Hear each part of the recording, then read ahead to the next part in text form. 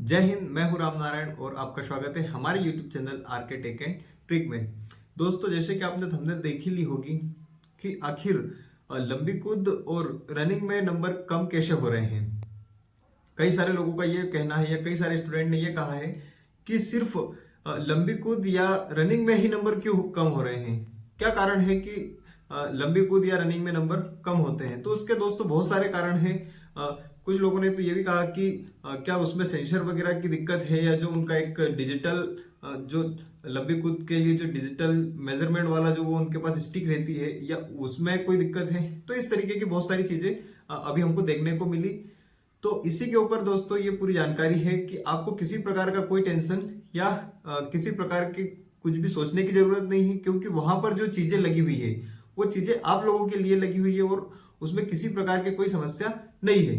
क्योंकि जैसे बहुत सारे लोगों ने ये बोला था कि जो रनिंग में जब अपन रनिंग वगैरह करते हैं तो रनिंग में हम हमारे मेन ग्राउंड पे या हमारे जो प्रैक्टिस वाले ग्राउंड पे करते थे तो वहां के ग्राउंड में और अभी जहां हम लोग कर रहे हैं उस ग्राउंड में हमें बहुत फर्क मिल रहा है। 5-5 नंबर तक हमारे कम हो रहे हैं। जबकि यहाँ का जो ग्राउंड है वो जो फिजिकल वाला जो जहाँ पे अभी भर्ती चल रही है वो वाला ग्राउंड है, वो ग्राउंड हमारे ग्राउंड से बेस्ट ग्राउंड है। तो फिर जब आपका ये वाला बेस्ट ग्राउंड है तो या इस तरीके का जब ये बेस्ट ग्राउंड है तो फिर नंबर कम कैसे हो रहे हैं, क्या दिक्कत आ रही है। तो उसके दोस्तों सबसे पहले मैं एक एक से आपको बताऊंगा कि जो लंबी कूद होती है, लंबी कूद में नंबर कम आने का मेन कारण क्या है।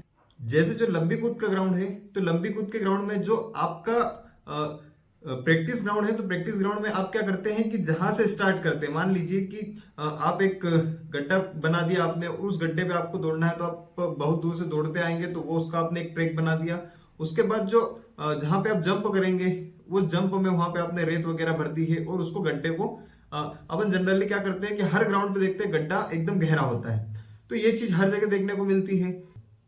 लेकिन यहाँ पर जो फिजिकल वाला ग्राउंड है जहां पर भर्ती हो रही है वहां पर क्या होता है कि वहां पर सब चीजें एकदम एक्यूरेट बनी होती है। वहां पर जो गड्ढा होता है वो गड्ढा नहीं होता है, वहां पर पूरा समतल बना होता है।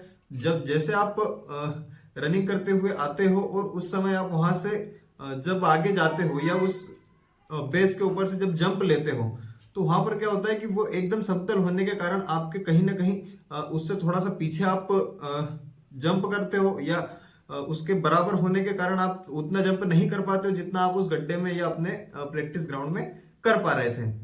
और जब हम अपनी तैयारी करते हैं तो तैयारी में यही चीज सामने आती है कि जो जिस भी ग्राउंड पे हम तैयारी कर रहे हैं उसका हम गड्ढा थोड़ा सा गहरा रखते हैं और जब हम दौड़ते आते हैं, रनिंग करते आते हैं और उसके ऊपर जंप करते हैं तो वो चीज हमें एक अलग से थोड़ा सा लगता है कि हाँ थोड़ा ज्यादा जंप हुआ और इस तरीके से आपका जंप वहां पे अच्छा जाता है। कोशिश ये करें कि आपको जंप ऊपर की साइड लेना है, क्योंकि ये आपका प्रैक्टिस वाला ग्राउंड नहीं है। यहाँ पर पूरा समतल है तो यहाँ पे आपके नंबर कहीं ना कहीं 1-2 नंबर का फर्क पड़ना ही पड़ना है। तो ये चीज रही आपके लंबी कूद की।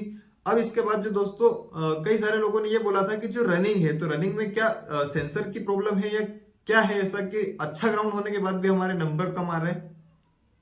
तो उसकी समस्या या उसकी जो मेन चीज है वो सिर्फ एक है कि जब आप अपने प्रैक्टिस ग्राउंड पे रनिंग कर रहे थे या वहां पर आप जब दौड़ रहे थे तो वहां क्या हो रहा था कि वहां आप टीम में दौड़ रहे थे, वहां पे आपका जो ग्रुप था वो ग्रुप में दौड़ रहे थे।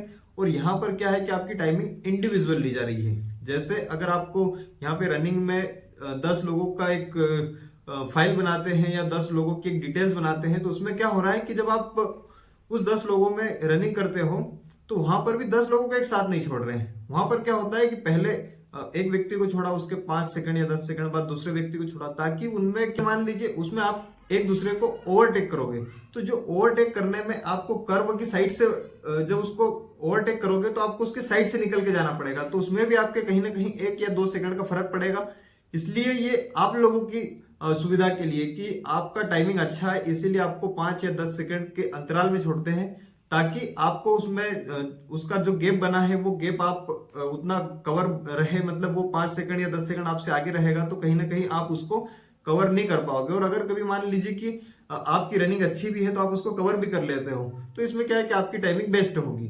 लेकिन यहां पर क्या होगा कि जब आपको ये 5 और 10 सेकंड के अंतराल में जब छोड़ेंगे तो इसमें आप सिंगल दौड़ोगे। यहाँ पे आप किसी ग्रुप में नहीं दौड़ रहे हो, आप सिंगल दौड़ोगे तो ये सिंगल दौड़ने में और जो ग्रुप दौड़ता है उस ग्रुप में इन दोनों चीजों में बहुत फर्क होता है। वहां पर आप आपके साथ वाले को या जो भी आपके ग्रुप में होता है तो उसके हिसाब से आप अच्छी तेज रनिंग कर लेते हो, लेकिन यहाँ पर वो चीज नहीं होती है।